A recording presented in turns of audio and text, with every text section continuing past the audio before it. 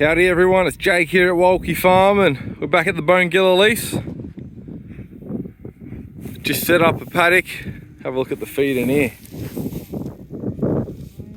There's the neighbours' cows with their soon-to-be weaners, I imagine, coming to say hello. Hoping that fence is charged. I've got my Energizer. Sure it will be, we very rarely have electrical issues here, but we'll keep Kaya on our side of the fence, thank you. I could only imagine the distraught nature of a neighbour if they saw a multi-coloured, small-framed bull with their prized black cows. I'd buy all the calves though, that'd be awesome.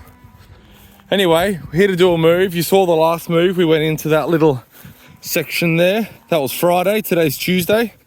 I went away for 4 days and one of the reasons I put them in that paddock was I had a concrete trough. This is the only other paddock with a concrete trough. As we get further down the back, we go all the way down to basically where the trees get thick. After this, we're into poly troughs, which means we start to actually move into smaller paddocks because I have to come here every other day to make sure the trough is flowing and they haven't knocked it over or what have you. So while we're in these paddocks with permanent infrastructure, that being the concrete trough, I take advantage of just giving them slightly larger paddocks and not having to come here as often. It's pretty close to where I am, but I'm busy, and coming here 3 times a week versus once or twice, there's a big difference to just what I can get done in a day. You're going to see this paddock that they've been in for nearly 4 days now.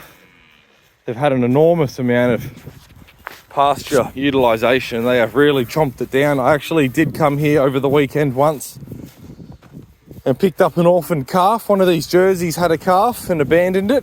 The neighbour called, this landowner, there's a couple of residencies, so the gentleman that lives here called me and told me.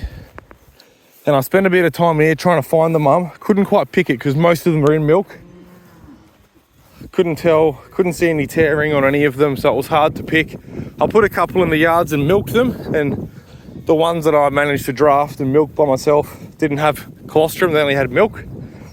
When I got here, I picked the calf upside down and gave it a pinch and it bleated, and no one even raised an eye or twitched an ear. So we took it home and got a bit of colostrum into it from a local dairy, put 2.5 litres into it.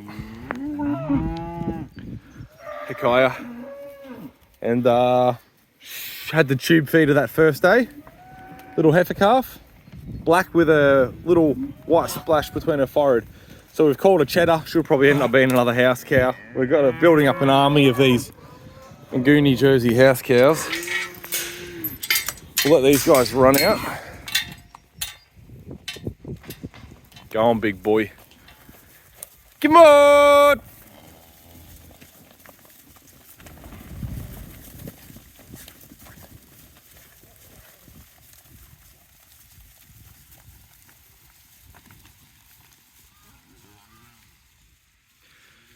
Now, like I said, I've pulled them out of a 4-day paddock and they're hungry. They're a little bit empty. They'll bawl when they heard me pull up.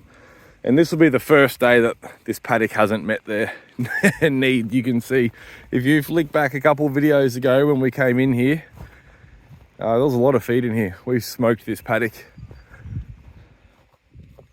Half by necessity, because I was away over the weekend. We had a family reunion, so I had to come back to get that calf, but that's all right, that's how it goes. But secondly, quite a few undesirables in this paddock. Different types of thistles, and with this and weedy Forbes types bushes. You'll remember the video, go back, you'll be shocked with how much feed utilization we've got out of here. But we've absolutely smoked it, and there's only 2 little groups of plants left. Obviously too prickly for them. I think you could leave the cattle in here another week and they still wouldn't graze these. You can see they've actually taken the tops off them, probably the flowers. These have probably started flowering and they've pulled the flowers off. Yeah, see, that one's just starting to flower. but the ones that have flowered, the cattle have figured out that's not prickly, so they've actually grazed the flowers off my thistles here. But I've got one little patch here, one patch over there, and absolutely every other blade of grass in this paddock's been eaten. And this is the first time I've ever grazed this paddock. This has always been grazed by a neighbouring lease that had rights of access to that trough, so I've stayed out of it because it's a set stock, open all the time. And so this has been treated in a set stock manner. So nice to get some really high density grazing, a lot of fertility put down. The landowners are actually happy. They've actually been coming in, mowing and just a little bit around the gates and the fences so they can keep an eye on snakes. You know, here in Australia, there's a lot of pressure and concern with our slithery friends. But that's not a worry anymore, won't be for a few weeks. This will bounce back pretty quick, and one shower of rain and she'll be up above our boots in no time. We'll shut this so we don't have to worry about that anymore. And we'll go on to a quick herd check. If you're enjoying the videos, let me know. It's pretty, I don't mind pulling the camera out and filming and talking. There's always plenty to say, but it's always nice to know if there's anyone watching and what they want to see more of. Beautiful Jersey heifer. She'll be gone, she'll be processed before the end of the year. She's barren. There's something, she was actually a twin. She was born on our place back at Thaguna. That's right, I'm just figuring out who she is, and she's a twin. So the other calf was a male. Don't know where he is, he's probably in this mob. And you know, very high chance she's a free Martin. When you've got twin calves in utero, one of each sex, the testosterone that's in the male that's developing has about a 90% strike rate of sterilizing his twin heifer sister. So I have had twins. I've had Friesians twin on my farm before, dairy cows, and the heifer was fertile and she calved, but that's pretty uncommon. We've had a big couple of years for twinning. With so much great nutrition, they're a little bit more likely to flush an extra egg when they're ovulating. And Bomvu, geez, I think he's probably bred close to 100 cows with us now, and probably been 8 or 9 twins out of that. Don't think it was your calf. You don't have enough pressure in your bag. Little Hereford steer. There's the property, I'll get back to normals soon. Property owners got a few rams there that have run of the place.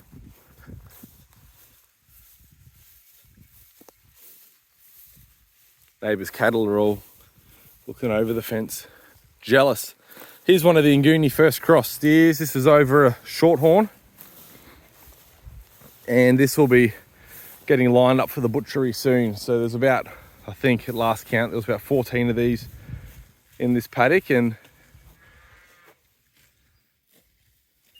when steers grow, when animals grow, they're sort of like your children. I've got 3 children, and you watch them and they get a bit pudgy and put some rolls on, and then the next time you look at them, they're thin as a bean and they've grown 3 shoe sizes in 2 months, and they just go from, you know, short and fat to long and skinny, and they yo-yo. And cattle are much the same. So the trick is, if you don't want to grow, well, what I found is if you don't want to grow your animals out for 3 years, you need to catch them between phases. So I've been watching these guys, and I reckon that they've just recently put a fair bit of leg on and leaned off, and with this, you know, it's just an absolute glut of feed. We've got 100 acres of this in front of us, and even if it doesn't rain again, we'll be right for months here now. So we just they'll be putting on a couple kilos a day in here, and we want to get them before they go through that last growth spurt for full maturity. So my aim is to get all these processed by Christmas, which might sound easy, but when you're doing it all yourself, you don't have the luxury of just filling a truck up and sending it. You know, if we were selling these into a commodity market, we could just put all 15 on a truck and destock straight away. And obviously I can do that, but I'll just get paid nothing for these. Wrong colour, wrong shape, horns. For our job, through Walkie Butchery, we've picked an animal that we believe is fit for purpose, which is the Nguni genetics. early maturing, small frame, hardy in the summer, disease and parasite resistant. And we're using their male genetics mainly. The females are hard to purchase. And there's no the only downside for us using these genetics is that we can't dump into the commodity system, but it's not really a downside for us because we are never really needing to. We're buying beef off other local farmers that we're collaborating with because we don't have enough for our own supply.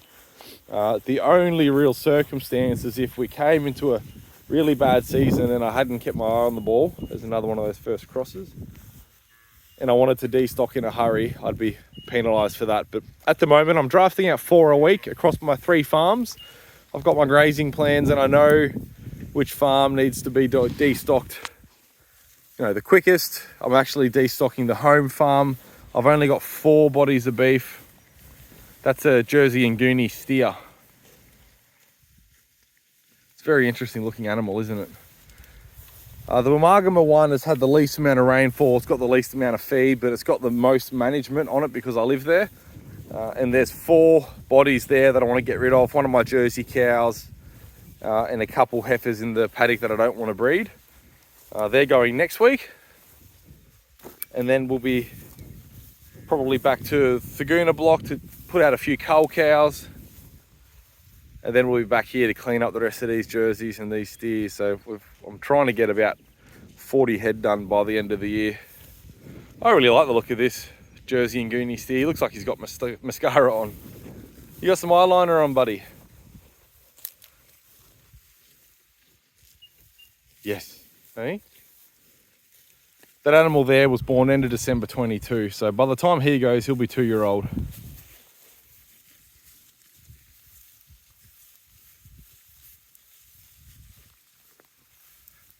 These Murray Greys caught a bit of attention on the last video I did. I just think they're fantastic. These little square meters. Meat as in M-E-A-T, square meter. They're fantastic. Look how chunky they are. I can't remember the age of these. These are the ones I custom graze, but if I saw some pop up for a good price, I'd buy them. I think they're great. And there's a couple calves in here that are out of those mums. Where are we? From Kaya, and I think they just look, they'll be untagged because they're not that old. I think they look tremendous.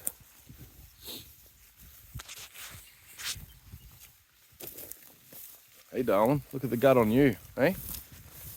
When they turned up, they were bag of bones from another lease that was struggling through a drought. The property owner here that bought them is friends with the guy, had them on adjustment somewhere, and when they turned up here, they were very poor.